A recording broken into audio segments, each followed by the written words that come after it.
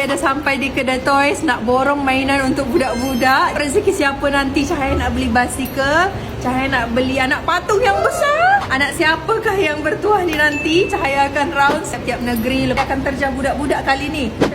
Kak, yang ni berapa satu? Komelnya. Yang tu untuk budak berapa tahun? Budak lagi lah. Sana? Kali dekat belakang tu ke? Boleh 2 seat. Adik-beradik boleh bawa sekali. Komelnya. Cantik.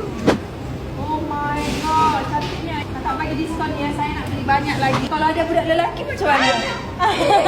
Ni cantik sebenarnya, tengok ni. Cantik. First time saya masuk kedai toys. Lalu bagi saya tengok bagi ni. Asyik orang dewasa je kita terjas. So kali ni budak-budak pula. Ni cantiknya. Oh my god. Kalau yang ni, anak siapa nak? Ni 529. Ni apa? Mak oi. Ni cantiknya. Adik-adik, tolonglah. Pakai bateri ke kak? Pakai bateri. Buka pintu. Tu. Boleh buka tau. Tu. Belakang ni pun boleh buka.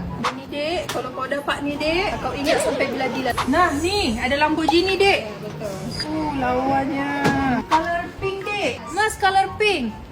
Dek, kalau kau dapat ni dek, sampai bila-bila kau akan ingat Aunty Icha. Yang ini mungkin kan? Boleh, ni okey. Habis bajetku. Semua mahal-mahal.